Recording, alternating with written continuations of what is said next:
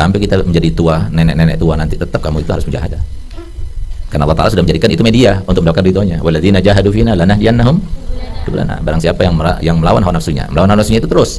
Melawan nafsunya dengan apa? Dengan mujahadah, itu namanya mujahadah. Makan dengan apa? Dengan piring dan sendok misalnya. Isinya apa? Itu namanya mujahadah, itu media, itu namanya media untuk kita makan. Media untuk kita itu mujahadah ya. Media untuk kita itu melatih diri kita, membina dan mengendalikan nafsu kita. Itu dengan cara mujahadah. Nah, mujahadah itu sudah kalian terapkan di sini secara tidak langsung. Begitu ada bel yang pertama siap-siap, bel yang kedua harus lebih siap, bel yang ketiga kalau nggak kena sanksi. Itu semua kan mengajarkan kepada kita mujahadah. Bangun, ketika bangun ya Allah susah sekali mau bangun, sehingga Allah mengingatkan as-salatu khairum minan naum. Ingat kita. Itu semua rangkaian yang Allah perintahkan, Nabi Muhammad jelaskan dalam hadisnya terkait dengan perintah Allah tersebut, kemudian diterapkan oleh para guru-guru kalian supaya kalian itu terbiasa. Kalau nggak di sini, maka kapan lagi kalian terbiasa? Sehingga mereka di luar sana tidak terbiasa untuk bermujahadah, kalian sudah terbiasa. Nah, jadi seperti itu. Supaya nggak ngantuk, jangan menyadar, saya nggak mau nyadar gitu. Nah, itu di antara rangka-rangka sebagian daripada mujahadah. Masih ngantuk juga, cabut bulu hidung gitu.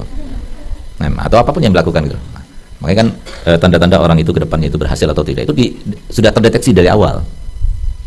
Kamu lihat biografi daripada orang yang hebat. Biografi itu adalah catatan sejarah. Biodata itu adalah catatan sejarah dirinya. Jadi kita lihat kebaikan mereka itu, kalau kita perhatikan dalam hidupnya itu mereka orang-orang yang hebat ketika bermujahadah. Nah, jadi makanya Ustaz jelaskan ya, Ustaz satu contoh, bukan Ustaz berarti orang yang berhasil, enggak. Ustaz enggak ada apa-apanya dibandingkan dengan kalian gitu ya. Nah, bisa diartikan terbalik bisa ya. Jadi Ustaz selama Ustaz belajar dulu, Ustaz enggak pernah ngantuk, enggak pernah. Ustaz kan sudah bikin sayembara buat kalian. Kalau kalian pernah mendengarkan ada satu temannya Ustaz yang memberikan kesaksian bahwasanya Ustaz pernah ngantuk apalagi tidur. Ngantuk aja, enggak usah Ustaz bikin sayembara bukan tidur, tapi ngantuk aja.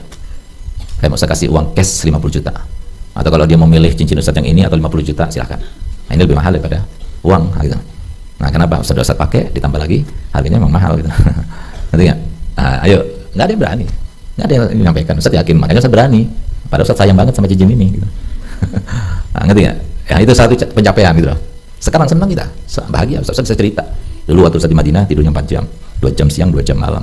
Sekarang kita jangan lihat sekarang, jangan lihat Ustaz sekarang, lihat dulu waktu mujahadah dulu. Gitu. Nah, kenapa? Syekh Abdul Qadir Jalani mengatakan man lam yandur ilal bidayah lam yasil ilan ya, barang siapa tidak melihat kepada awal mula seseorang maka dia tidak akan sampai kepada akhirnya. Jangan lihat Habib Umar bin Hafid sekarangnya, dulunya gimana? Jangan lihat Habib Zain Ibrahim Smith sekarangnya, tapi dulunya gimana? Dulunya mereka itu ahli mujahadah. Semuanya itu kembali pada kalian. Jadi kalian sekarang sudah bisa membaca diri kalian itu termasuk orang sukses di depan atau tidak, itu dari kalian.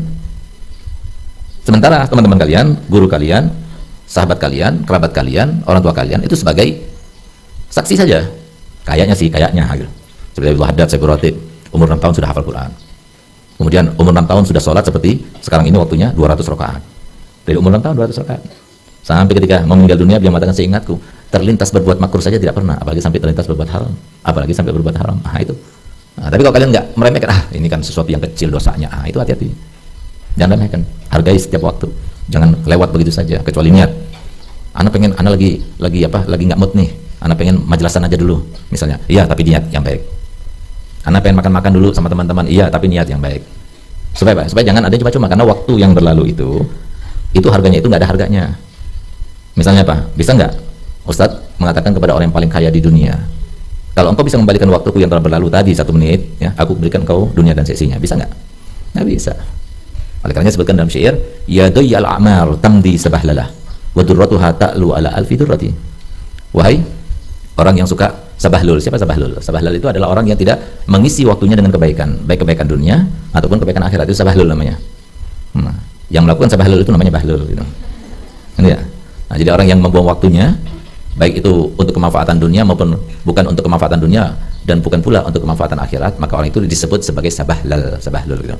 Nah, ini orang semacam itu, bagaimana dia akan melakukan semacam itu?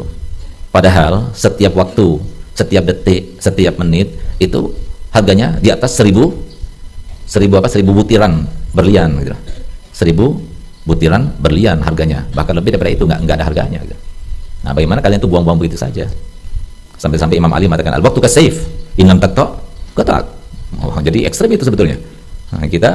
Kalian yang merasa syara'if baik itu, justru kalian harus pegang teguh dengan kata-kata kakek kalian ini. Jadi lebih ekstrem Imam Ali mengibaratkan dan menggambarkan waktu itu ada kematian. Kalau enggak engkau yang membunuh, ya dibunuh. Itu ekstrem sekali.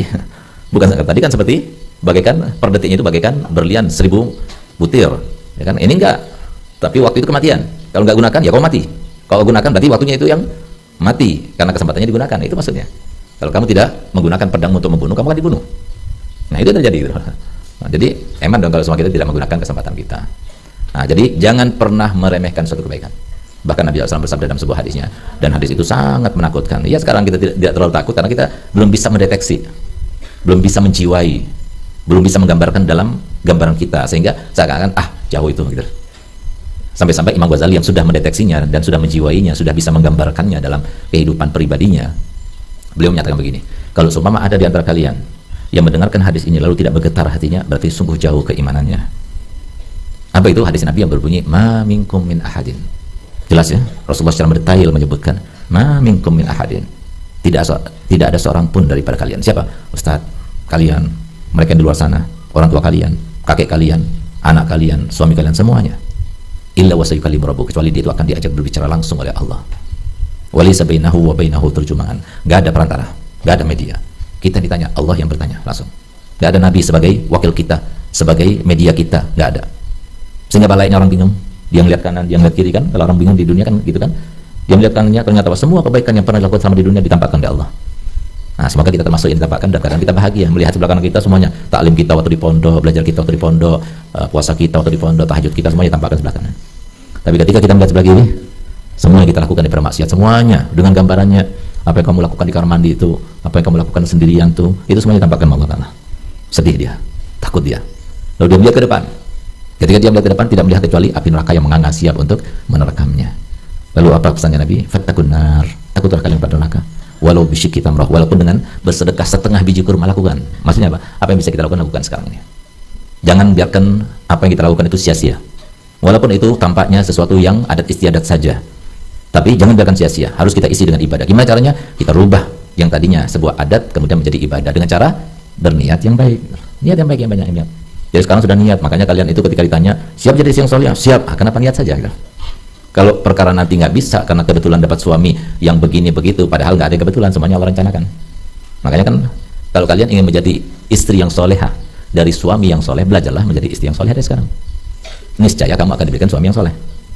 Nah, tapi kalau kamu nggak peduli, apa katanya Allah? Ya udah, sekarang berarti keadaan kamu seperti itu juga. Kan saya bilang tadi, masa depan kamu ditentukan oleh masa lalumu. Sekarang ini menentukan masa depanmu. Kamu sekarang sedang merajut, kamu sekarang sedang membangun. Sebagaimana kata Imam Ali, la dara lil mar'i ba'dal mauti yaskunuha illa ma kana qablal mauti yabniha faman banaha bi khairin taba maskanu wa man banaha bi syarrin khaba baniha amwaluna lidil mirasi najma'uha wa duruna li kharabil mauti najmiha fakam fil madaini qad buniyat amsa kharaban wa afnal mautu ahlaha. Kata Imam Ali, kita tidak punya rumah dan juga tidak punya masa depan kecuali yang kita bangun sekarang ini. Ini sesuatu yang sangat krusial ya, bukan sesuatu yang remeh. Kalian pengen punya rumah yang bagus, gedung megah, sehingga kalian tuh senang, gembira, bahagia ketika mau mengundang ustadz. Tapi kalau kalian nggak punya rumah yang bagus, kadang-kadang agak segan. Iya nggak sih, ustadz bisa datang ke rumah dan sebagainya gitu. Nah, padahal saya nggak pernah lihat ke situ kan, cuma maksudnya ya pasti kalian tuh punya harapan, namanya harapan kan. Nah, pengen ustadz datang ke rumah kalian, pengen? Jangan khawatir, sungguhan. Nah, niat kalian saya catat. Nah, enak kan? Nah, yang penting sudah niat, berarti apa? Ustadz sudah punya ke rumah kalian semuanya. Kalau niat tadi, kalau nggak niat ya enggak gitu. Nah, perkara dilaksanakan atau tidak dilaksanakan Allah yang mentakdirkan. Tapi niat harus ada. Nah, tapi bagaimana rumah kamu bagus atau tidak? Yang merencanakan, yang membangun, yang menyediakan siapa? Ya kamu sendiri. Kamu sendiri. Jangan kamu lihat kepada saudaramu. Jangan kamu lihat kepada orang tuamu. Jangan kau lihat kepada tetanggamu. Jangan kau lihat kepada kerabatmu. Tapi bangunlah untuk diri kamu sendiri yang terbaik. Nah, saya mau masuk ke dalam surga, tapi surga yang berada di sampingnya surganya Nabi Muhammad. Harus punya cita-cita tinggi dong. Saya doakan saja masuk surga. Surga yang mana? Ya pokoknya surga saja. Ya. Itu bukan muridnya Ustadz tuh. Harusnya cita-cita tinggi. Anak Dalwa WWSD-CPR, namanya aja WWSD-CPR. Wanita-wanita soleh Dalwa, calon pendamping di dunia, pendamping Rasulullah, di barzah pendamping Rasulullah, di alam mahsyar pendamping Rasulullah, nanti di surga pendamping Rasulullah karena tetangga Rasulullah. Nggak mudah, itu sesuatu yang besar itu. Nah, jangan kamu itu punya pikiran suami jodoh kapan datang, sampai doa bangun itu hanya ya Allah jodohku kapan datang, ya Allah cepat ya Allah. Ya. Rugi kita. Itu beban. Suami itu beban, anak beban, orang tua beban, bikin kita pusing, bikin kita susah, bikin kita sedih. Mereka itu yang menjadi solusi, menjadi kenikmatan siapa? Allah dan Rasulnya. Dan cuma ya harus seperti itu, hidup di dunia seperti itu, emang harus kita lewati seperti itu. Nah, jadi bangun masa depan kalian dengan kesulitan sekarang, kemudahan kalian akan dapatkan. Jadi kalau kalian bangun kehidupan kalian dengan kemudahan sesuai dengan kehendak hawa nafsu kalian, maka kalian akan mendapatkan kesusahan kemudian hari nanti. Semua tergantung pada kalian. Kalian mau dapat suami yang kayak gimana tergantung pada kalian sekarang. Nah, jadi makanya Ustaz katakan, kalau Ustaz jadi perempuan, ya sesuai dengan yang Ustaz ketahui, konsepnya dan caranya untuk menjadi seorang wali melalui seorang istri. Nah, karena Ustaz bukan perempuan, makanya Ustaz ngomong begini gitu loh. Nah, karena Ustaz pastikan Ustaz bukan perempuan, makanya Ustaz cuma berandai-andai gitu loh. Karena kehidupan itu penuh dengan andai-andai. Cita-cita semua punya, tapi bukan semuanya menerapkan. Bahkan bisa dikatakan 99% tidak sesuai dengan cita-citanya. Hanya 1% yang sesuai dengan cita-citanya. Buktinya, manusia banyak meninggal, banyak yang lahir, tapi yang istimewa sedikit sekali, bahkan nggak sampai 1%. Kita ingin jadi yang 1% itu. Hidup cuma sekali, kita nggak mau. Hidup sekali ini kemudian kita jadi yang keberapa persen, nggak mau. Emang kita kayak binatang makan doang gitu. Sampai badannya nggak terukur, sampai pakaian yang dibeli sama abah uminya nggak cukup. Jangan. Hidup itu berarti. Hidup itu sebuah seni gitu. Kita yang buat seni itu, kita yang merangkainya. Nah, jadi apapun yang kalian ingin dapatkan, sekarang waktunya. Mau jadi orang tajir di dunia, sekarang waktunya. Menjadi orang yang dekat pada Nabi Muhammad, sekarang waktunya. Mau jadi apa saja, ya sekarang waktunya, nggak ada lagi. Nah, makanya jangan diremehkan amal kebaikan. Dari sekarang akhlak yang baik kepada semua orang. Semua orang anggap saudara kamu. Dan kamu menganggap diri kamu paling rendahnya orang. Jangan menganggap lebih baik daripada orang. Nah, sedangkan yang dilakukan oleh fulan, itu semua itu adalah golamullah, ketentuannya Allah. Bukan dia yang melakukannya. Manusia nggak bisa berbuat apa-apa. Allah yang menggerakkan. Tujuannya siapa? Kamu yang mau disayang Allah, kamu. Nggak mau. Mau dikasih pahala? Nggak mau. Mau diangkat derajatnya? Nggak mau. Selalu dia itu menerapkan apa yang ada di sinetron. Dari sinetron istri marah-marah, dia ikut marah-marah. Istri begini suaminya, dia ikut begini. Kenapa? Karena sesuai dengan gambarannya. Yang kita lakukan itu apa ke depannya? Itu yang paling dekat di dalam pikiran kita, neuron kita, di dalam otak ini. Itu kan merekam memori ada berapa miliaran, ratusan miliar yang ada di dalam pikiran kita itu. Setiap satu neuron satu memori. Memori yang paling dekat, nah itulah yang diterapkan dalam kehidupan nyata itu. Sinetron setiap hari, TikTok setiap hari, Facebook setiap hari, sosmed setiap hari. Ya sudah, yang di situ yang dia pelajari itu yang diterapkan. Terlihat misalnya di TikTok, cara yang cepat, lebih cepat daripada cara-cara yang lainnya untuk membuat six pack dada itu jadi bisa ototnya itu tampak dan sebagainya misalnya. Memang Ustaz akan gunakan itu ketika Ustaz main beban. Kenapa? Itu yang paling ada di dalam pikiran Ustaz. Begitulah kehidupan kamu seperti itu. Nah, oleh karena hindari yang semacam ini supaya tidak terwarnai hidup kamu dengan yang kamu lihat itu. Nah, tapi emang dasar manusia ya, emang dasar kita ini, kita tidak melihat kepada hakikat sesuatu, tapi melihat kepada yang tampak saja. Ya'lamuna dhahiran minal hayatid dunya wa hum 'anil akhirati hum ghafilun. Yang kedua kata Nabi sallallahu, innallaha ahfa maktahu fi maksiyatih.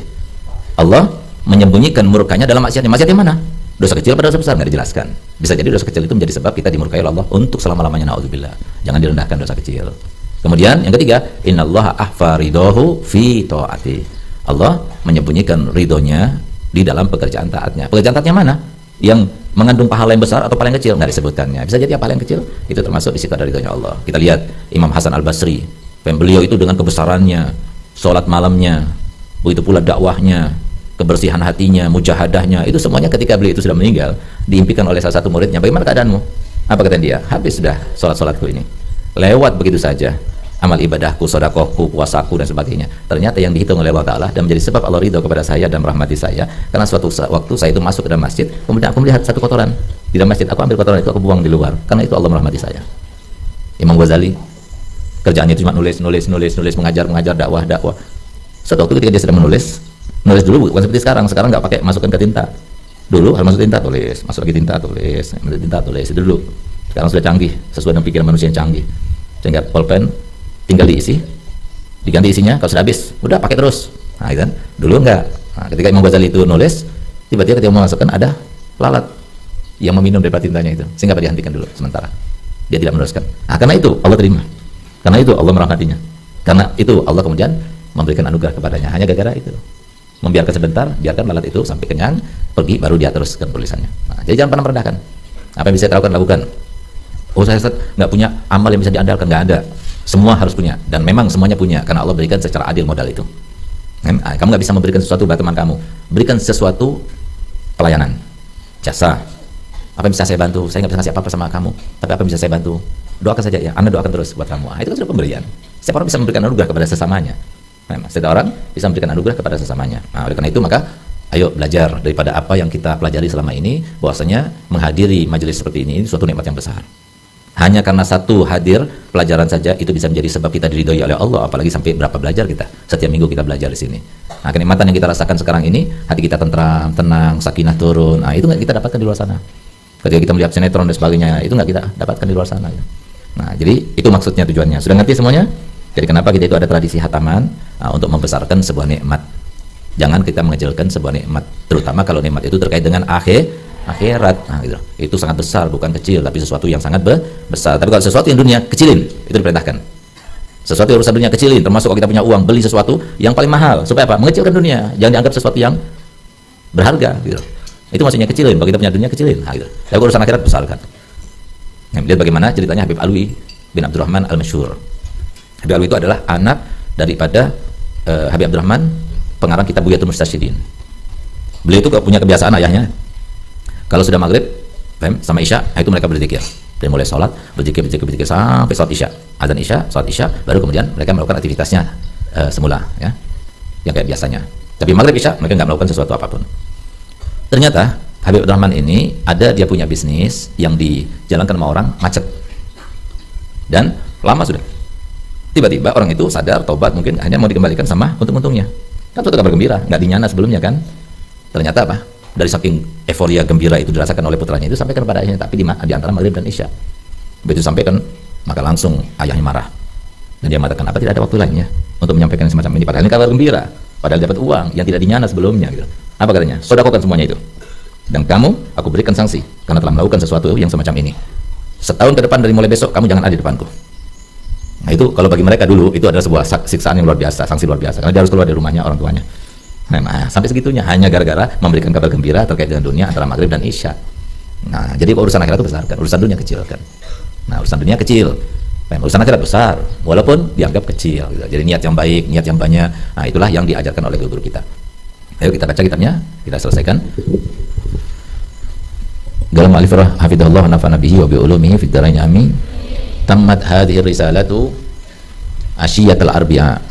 Telah sempurna penulisan risalah buku yang kecil ini pada sore hari Rabu al-muwafiq yang bertepatan dengan Wahid wa Ishrina Safar, tanggal 21 Safar am 1429 bil Madinatil Munawwarah, di kota Madinah Munawwarah.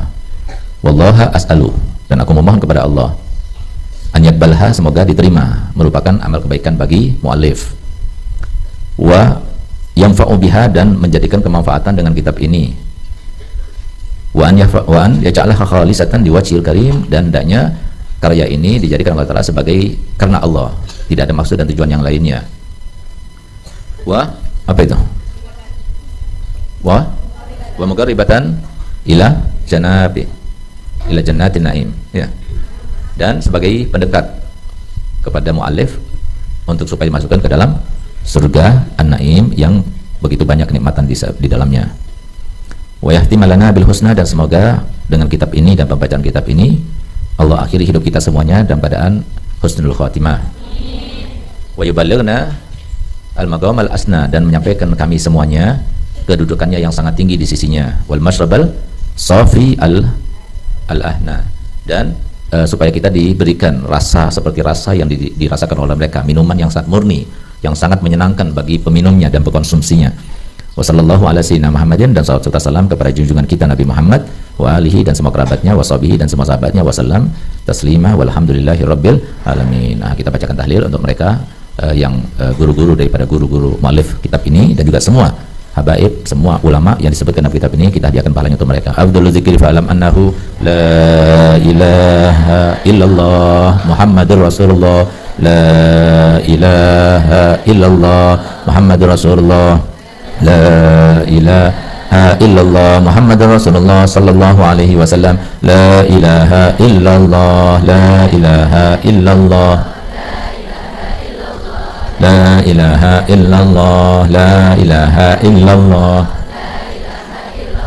la ilaha illallah, la ilaha illallah, la ilaha illallah, illallah, la ilaha illallah, la ilaha illallah, la ilaha illallah, ha illallah, la ilaha illallah, la ilaha illallah, la ilaha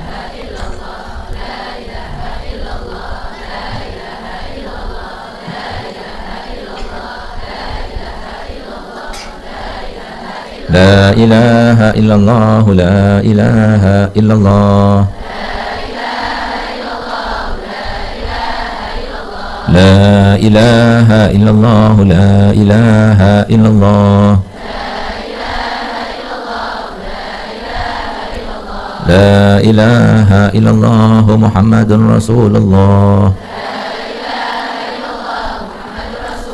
Allahumma salli ala Sayyidina Muhammad. Allahumma salli alaihi wa sallim.